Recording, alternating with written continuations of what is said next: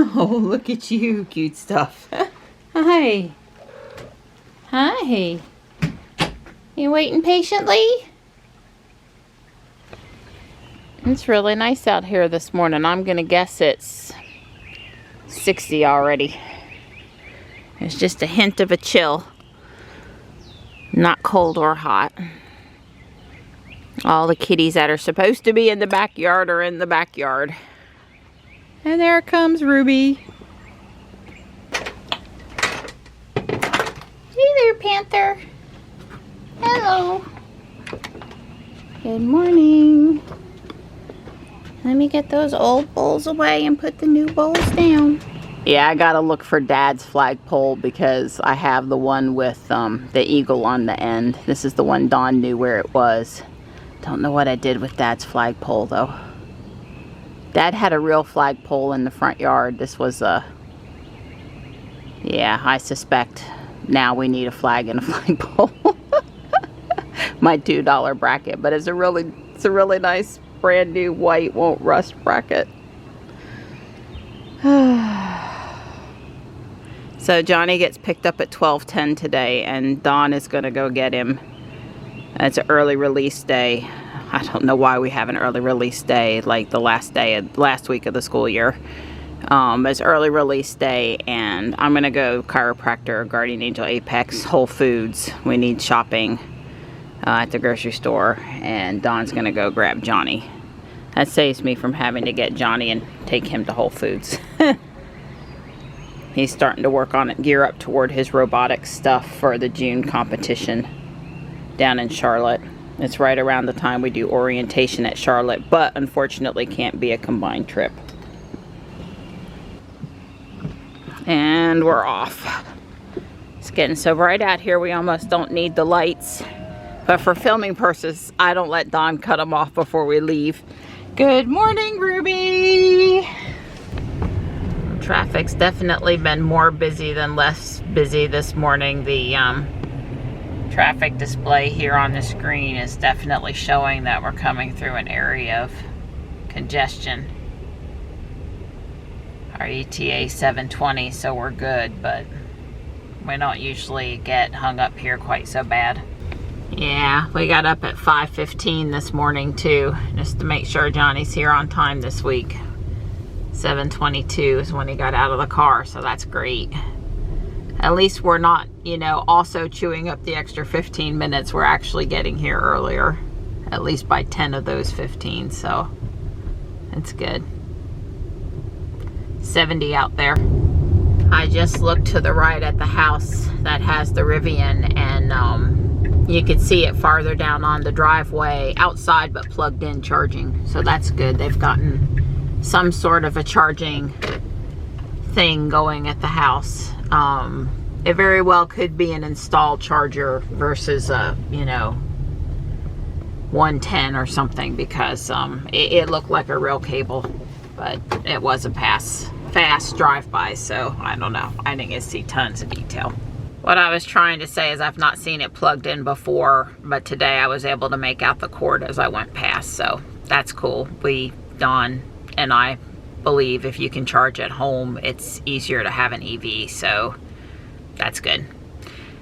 So did you guys see the Tesla Lithium groundbreaking announcement from Texas yesterday?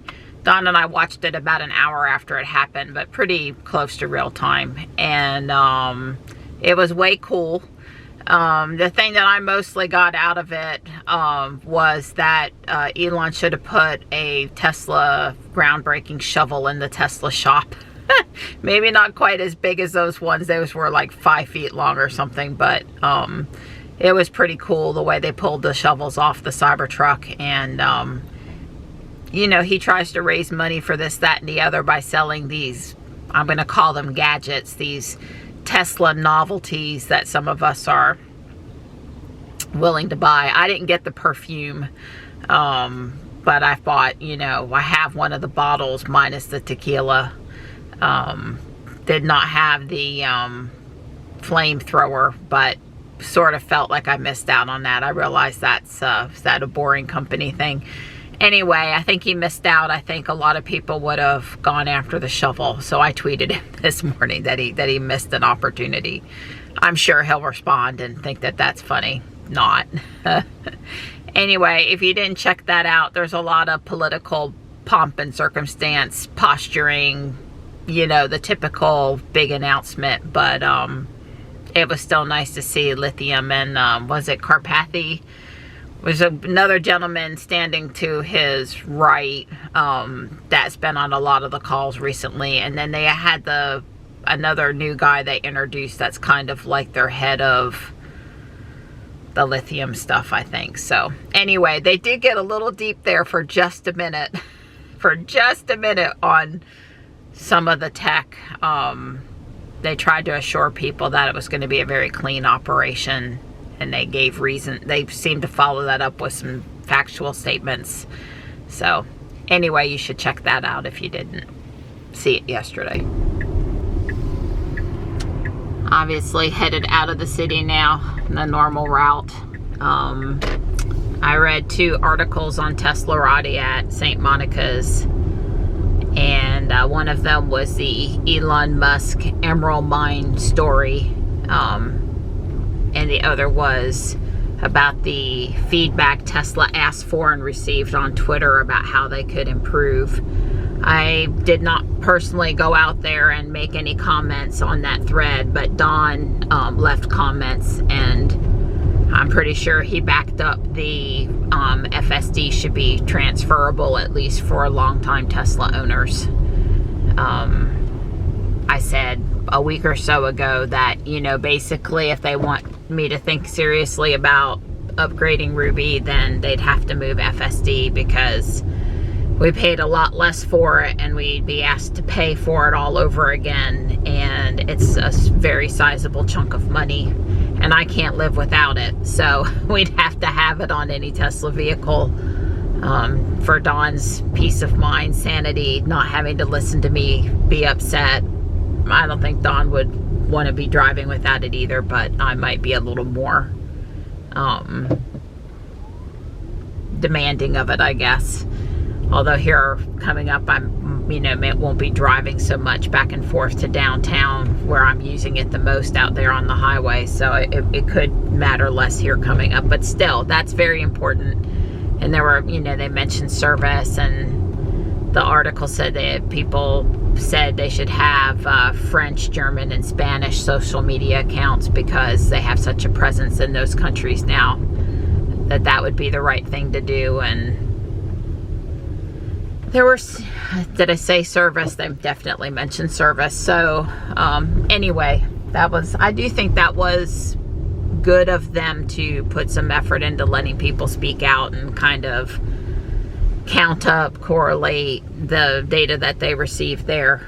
Although I would just say that one of the things we found out when I worked at IBM and our beta customers is don't ask for feedback that you have absolutely no way of implementing or responding to or handling, because that just stirs up people and just makes them mad. So hopefully that's not what Tesla's done here. I'm not saying they have. I'm just saying that when you ask for feedback and to open up a discussion, you have to be prepared to follow it through a little bit. At least pick a couple of them and do something, put out what you're doing or whatever. So anyway. And then basically the article you should read for yourself. I always encourage you to read for yourself. I just let you know little summaries of some things that you might want to go get the full context of on your own. But I really honestly hadn't heard about the Emerald Mine story before. I guess that's been in the news, and the Teslarati writer article basically said that the context or the summary, the background on this, they feel like what Elon has said has changed over the years, but Elon pretty much explained that his understanding of the situation changed over the years, so thus his narrative on it changed. And we know he has a contentious relationship with his father, and apparently in the article talks about how him and Kimball still support their father. And you know, the question is always, did Elon come from a wealthy family to begin with or not? And based on May's comments, and I would be the last person on the planet that would dare to call May a liar. Based on her comments, I would say no. And certainly if he did come from some money to begin with, over the years in his business dealings and the investments that he put into stuff early on in his life, he used up considerable amounts of whatever money he had to put back into his stuff. So I'm gonna go with no. not a wealthy kid living a life of luxury, not a family-made rich person, hard work more. So, but that's, you know, my take on it, and you should read the article for yourself. Yeah, see the red, it's all traffic headed to RTP. The eastbound traffic headed away is moving okay. I can see the eastbound lanes are moving, but the westbound lanes are not. So just consider this a pitch for premium connectivity this morning, where you can see the traffic on the navigation screen. Well, it is a lovely morning for a walk. I see not one, but two bunnies in front of us up here. One hopped off, one is standing still in place. Like I said a little bit ago, it's 70, and especially in the shade, it just feels nice. The humidity's not up super high yet. It's pleasant out here. It's a nice morning for a walk. The town is out here getting the ball field ready. They took the tractor around it and made it all even, and now he's got forms that he lays down so he can paint the batter's box and the other important markings on the field. It's a big effort for the town to do field management. So any small fee they collect for the taxpayer money, it's, you know, it's not a trivial endeavor to keep the fields looking nice. The guy that is the regular guy, he does a really good job. I see another bunny running up ahead in the clover. I guess the clover has the bunnies all out on the side of the trail. They must really like the clover. See, so I was telling Marianne that I was reading the paper, and there was an article about demand for gasoline is decreasing, and the summer driving season is starting to kick in, and but they're not expecting gas prices to go up because demand for both gasoline and diesel is down, and the production is actually exceeding the demand right now. And they were not perplexed, but they talked about all this stuff. But the only thing they didn't say is that, you know, more people are driving EVs. Well, you said they listed a bunch of reasons why it might be down, and EVs weren't one of them. And EVs weren't one of them. That's right. Now look, I realize that there's not yet a significant number of EVs on the road, but I had seen a lecture by somebody who was talking about the impact of EVs.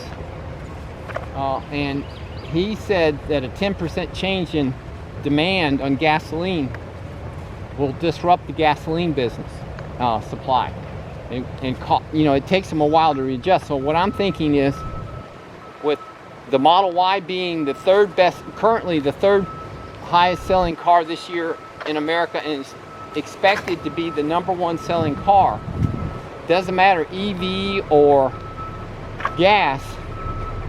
You know, Elon's trying to mass produce. In other words, he really wants to drive the volumes up, and I think that is starting to impact the gas prices right now. I think this is part of the gas prices, because one of the things that everybody's discounting, you know, when you get an EV, you tell the wife, hey, let's take the Tesla to the shopping instead of you driving that minivan or whatever. In other words, you tend to start putting more miles on the EV because A, it's fun to drive, and B, it doesn't cost you as much. And so, you know, there are 2-car families, and my speculation is they shift the miles to the EV and take them off of the high cost vehicle. So I think that's why, even though there's maybe not 10% hit, I think it's like 7% now or something like that. Audi. It's still having more of an impact than the numbers would say. Yeah, well, I think I told Don that it's pretty trivial math to figure out the number of EVs on the road in North Carolina, assuming the number of miles, you know, estimate the number of miles, or just the average, you know, car driver, maybe add 10% because people tend to drive their EVs more. And then, you know, figure out the miles per gallon, the cost of the gasoline. I mean, it was the math of, you know, the impact of the EVs on the actual gas usage. That doesn't seem like Starship into orbit math to me. That seems pretty attainable sort of math. So I think they could get that. But did you talk about how if we let them know that the EVs are actually impacting the gasoline, yeah, that they weren't going to want to buy EV? Those that are on the fence, right, if they think their gas is, there's going to be more gas for them and it's going to be cheaper, they're going to drive their gas they're car. going to drive their gas car. And could so actually hurt EV sales. Right, the current political climate, and I don't mean climate change climate, I mean like as in the Biden administration, right, and the people promoting electric cars. They're not going to want you to know that, right, because then you won't maybe make the quote unquote right decision, the EV decision. The, you know, people take the path of least resistance, and gas is what they know, and if it's going to be cheaper and available, then... Well, gets you back to the, you know, I've heard several things, you know, I follow that Rate Your Charge and a few things on Twitter, and, you know, people have commented on that it is not cheaper to take a road trip in an electric car.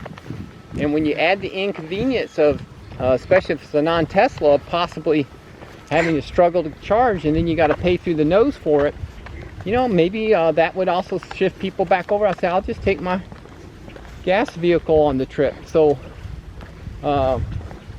you know, when gas prices are high, it's a no-brainer, drive the EV. But after some point, especially if you're DC fast charging and having to pay for it, that's between the inconvenience and the cost. And it's like, well, what's the advantage of having an electric car? You know, right, one thing when you can charge at home, it's still, you know, our home charging cost hasn't went up. Well, slightly gone up over the years, but the point is that it's not significantly gone up. And so since that's where we charge, we don't even consider it. The price of gas falling still is nowhere near what we're paying. But, you know, when you go to take a road trip, you know, you pay a couple $100 to go on a 500-mile road trip. You're like, well, gee, that's gas prices. Right. I think we're all in agreement that the cost of road tripping with an EV is pretty comparable to gas, yeah, at this point. And maybe, and I don't know that Don and I are saying that we don't want it to be that way, or we right, think that's wrong, or any of these other things. I'm pretty happy with the speed at which Tesla's building out the supercharger network, and I expect it to be not to be a thing they do for a loss. So yeah, well, they need money for more installations, and they need to cover their costs. And if they make a little profit on it, that's okay too, because everybody else is certainly trying to make profit on their charging. So, well, I guess my point is slightly different, but that's very similar. Well, and also we got, you know, people idling and, you know, abusing the charger, right, and stuff. So you got to charge something. Well, what I was getting to is that, you know, it's one thing if I have to pay as much or more than gasoline at a reliable charger, and I can just pull up to it and charge, just like the convenience of gas. But when you add the fact that I'm going to have to make 3 or 4 phone calls, try 4 or 5 cables before they work, I mean, if you read some of these things, and then I have to pay more, right, I don't know that I would be driving an electric car. Right.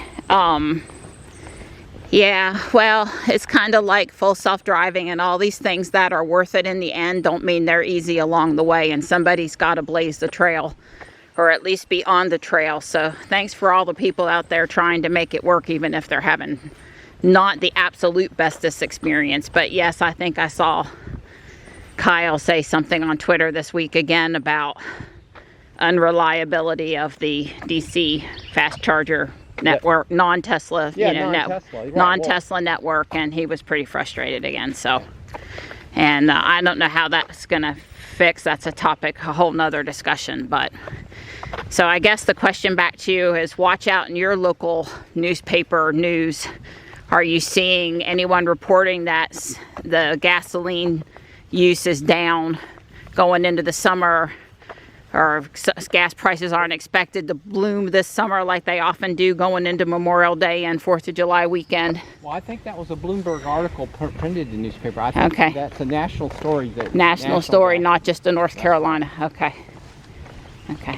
So, obviously when Michelle was shopping for a new vehicle, I tried to be as helpful as possible while mostly keeping my mouth shut. I think, her husband's brother drives a Tesla. I drive a Tesla. So they're, aware. They have someone in their circle of influence driving an electric vehicle.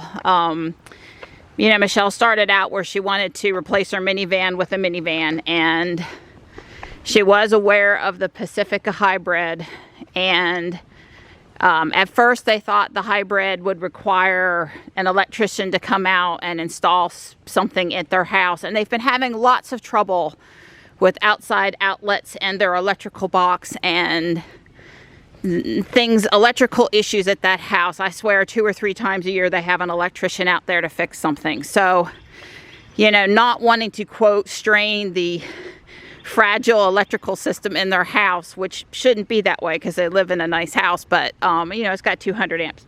200 amp, that the right way? I'm sure it's got service. Yeah. So, right, it could handle charging a car, assuming the wiring's correct or whatever. But her box is on the other side of the house from the garage, and she, it wouldn't probably be, if they needed a NEMA 1450, I think they have a non-typical installation. It would probably be a little pricey. But the Pacifica Hybrid, Dawn and I researched it and looked at the plug and all this other stuff. It just plugs into a 110.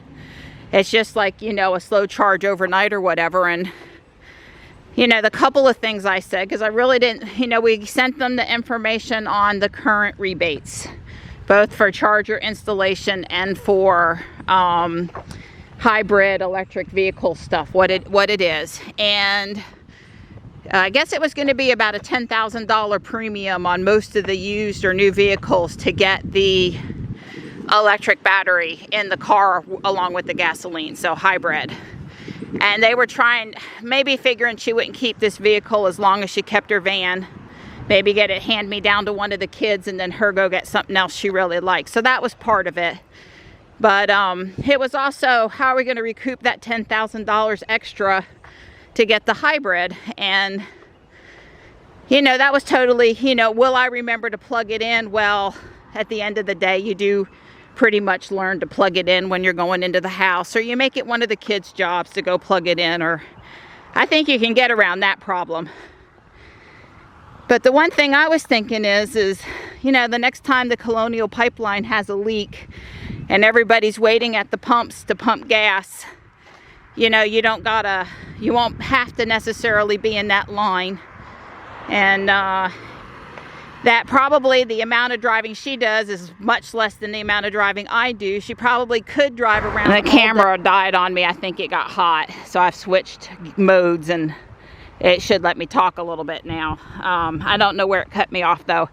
All I was saying is, if there's a problem with the gas supply chain, then if she had the hybrid, she wouldn't be as impacted by those lines at the pumps. Some people basically had to park their car the last time the Colonial Pipeline had a disruption because all the pumps, all the stations locally were out of gas for several days.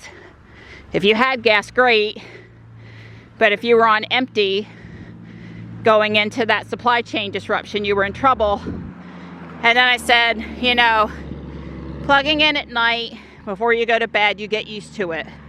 Or you make it one of the kids' jobs, so that's no big deal. And then the third thing I said was, you drive in, you know, 30 miles a day instead of 100, 110 like me.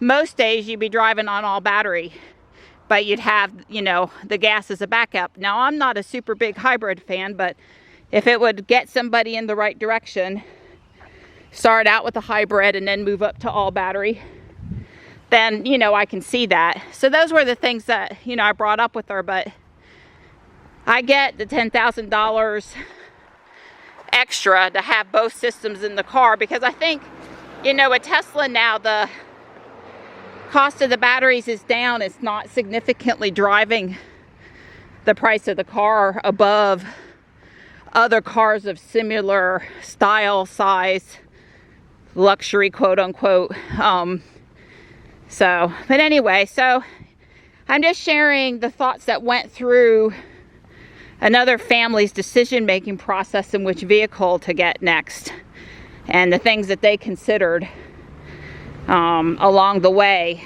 so that we would, all of us already driving EVs, would continue to understand why not everyone is choosing that route, or some of the thought process into why not choose that route, and also some of the things to consider about why to go that route versus you know, another gas car. But I really think for her, one of the kids is going to end up with the Rogue.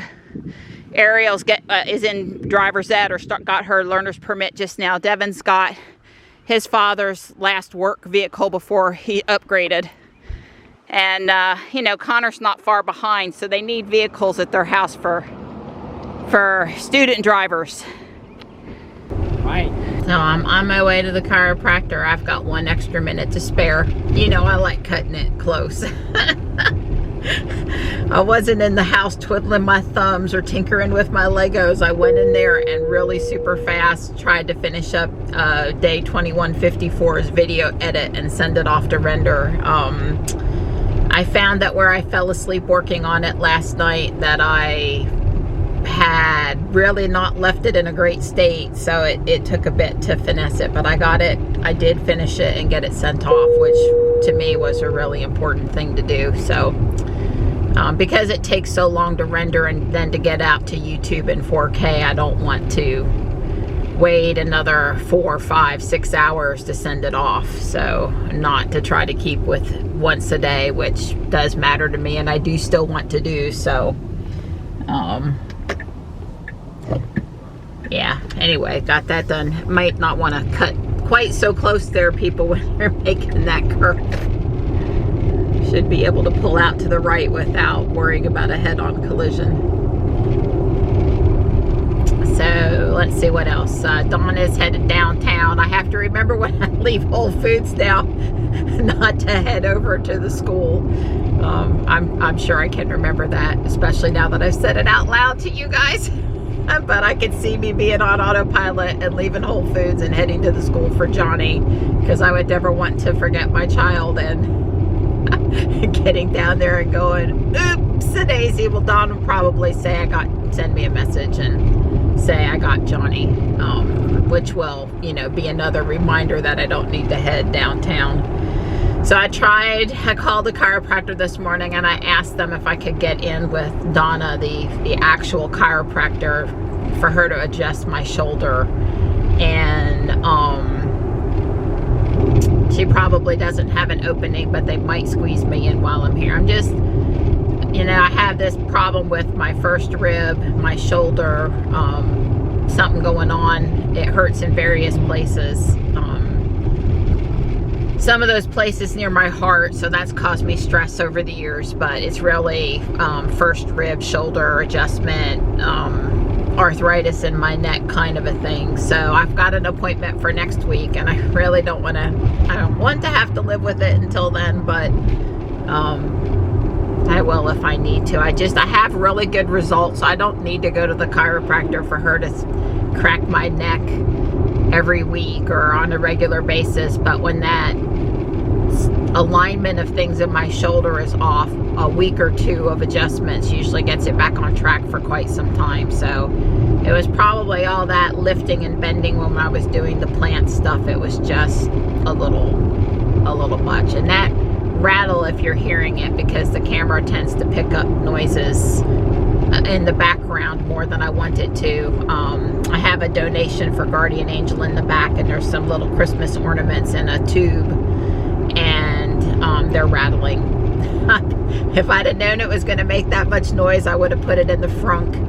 And since I only have 1 minute to spare, it's not like I could really afford the time to pull over and move it now. So I'll just live with it. I'll just live with it. But, and I guess the only other thing I wanted to say is I pulled out 3 more Star Wars ships Lego stuff lying around the house.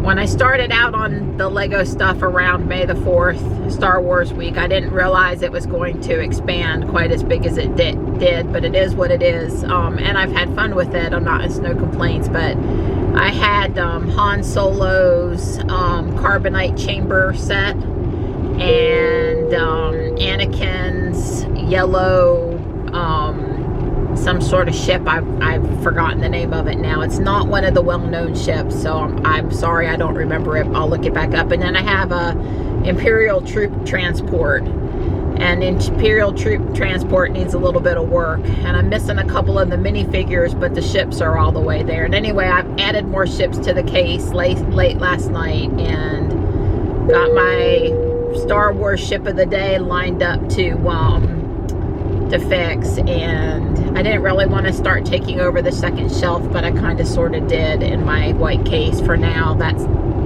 obviously, that stuff's not going to stay there long term, because I really like doing other stuff with the shelves. But if it's there for May and June, it's fine. And anyway, so there'll be a little bit more Lego Star Wars as the parts come in to fix the couple of ships and this one troop transport. I need to put the lift gate at the back that comes down. I need to fix it.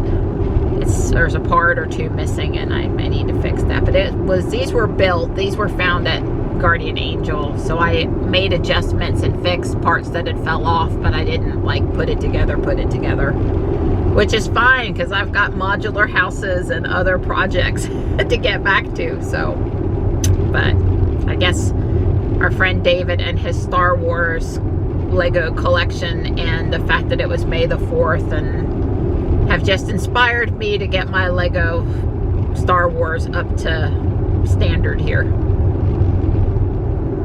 And I'll show you a picture of the cabinet and the troop transport when I'm back at the house later. I literally set them in the case at like 10 o'clock last night. Poor Dawn. I swear sometimes he's a Lego widow. I have trouble stopping, and so dinner's a little late, and I'm distracted, and I've got, like, you know, juggling 5 Lego projects at one time. It just, I don't know. I have always been one of those people to work on whatever I'm driven on to work on, and right now this is it. So it will shift it from time to time. It has not stayed the same thing. You know, I was told Dawn, I said, well, when I was little, I went through a phase where it was all about my U.S. stamp collection and my U.S. coin collection, and that, you know, you had to clean the coins, and you had to soak the stamps off the envelopes and use the little stickies to put it in the album. And there were always these collections, and, you know, I decided one time I was going to learn how to sew, and I never really learned how to sew, but I made some curtains and things that didn't require cutting out patterns and, you know, straight stitches with my sewing machine. But I did, you know, as a teenager, self-taught a little bit with the sewing machine. And then there was the cooking phase where every baked item anyone ate in our house when I was a teenager, I cooked. So even though I don't bake anymore, I certainly made homemade. And I'm not talking about in the bread machine bread. I'm talking about real, you know, I made it from scratch bread and pastries and stuff. So there was that phase, and oh, there were so many more. Hey, there's a Y, and I've not seen this one here before. I smell really good pizza. I don't know where it is, but I smell it, and oh my God, makes me want some New Jersey pizza.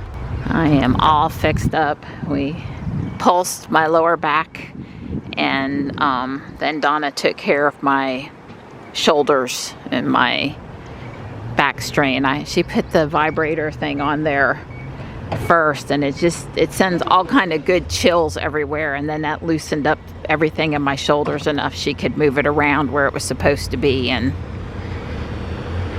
it's better. I'm still gonna see her next week too. She thinks, you know, basically a 3-month maintenance plan to keep that shoulder where it's supposed to be, that rib comfortable, and I agree that's probably a good idea.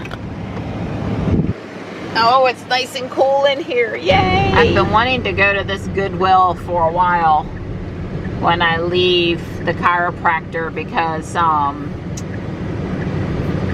it's right here, but I never have time. Well, you know what? Since Don's doing me a good and picking up Johnny today, I have time today. So I'm gonna park down here on the end and go see what's happening over here. I know I never pull in, but maybe just this once. 3 items: a Hogwarts blanket, a men's dress shirt, and a Halloween large flag. It was like $7. The men's shirt was the most expensive of that. The things in the bin are $1.69, so that was the flag and the blanket. It was worth going in.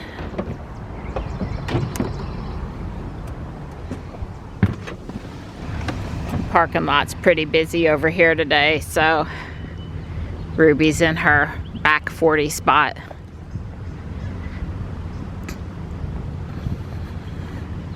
I probably do still plan to make the rounds on Tuesday and Thursday like I do now, even when Johnny's out of school.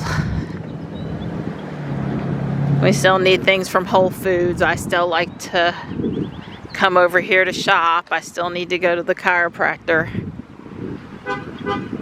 2 3s and a Y so far. This guy's, am I right? They're trying to figure out which car's the rental. And I'm really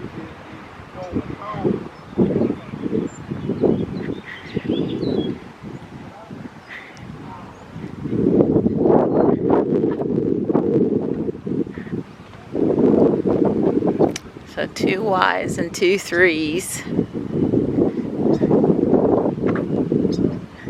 Another 3. Haven't seen a bolt or a leaf yet today. Of course, as we've learned, some of them could be around back.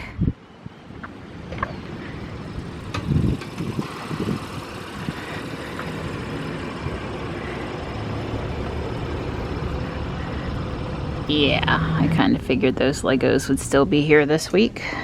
No surprise there. Legos never last here more than like an hour or 2, unless of course they're like super overpriced, which those are. Which is a shame because otherwise I would have bought them. It's cute. This one too. There's no good contrast here to see the black kitty. And this one's just not speaking to me, but it's cute. Well, I spent a whopping $1.26 today. It was $6.26 before my $5 punch card. I got 4 cotton table napkins, the kind we use at dinner time, so we don't use paper, and 1 piece of clothing. And that was it for today. A little sad. God, there's just been all these horns honking today here. And it almost looked green for a minute with the reflection of the tree and the pollen. Yeah. Just wasn't a lot of stuff today. Bummer. I got lots of things I'm looking for.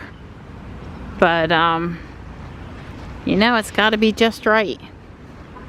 Well, I see a blue and a red 3 charging.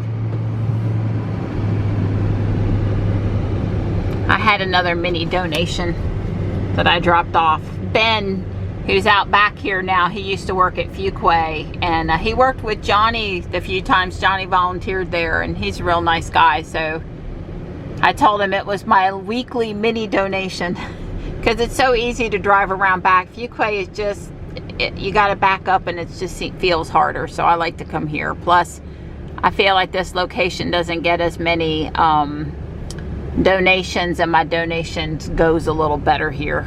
I'm gonna see a car around the corner. It's probably nothing, but you know, I'm always EV looking. Dodge has been here idling with the AC on the entire time I've been in the store. I would just suggest that if you want to sit in your car with the AC running, that you get an EV so that you're not running your gas engine while you're idling. I'm almost home. I'll be right at 3 o'clock when I get there. Ready to get these groceries unloaded.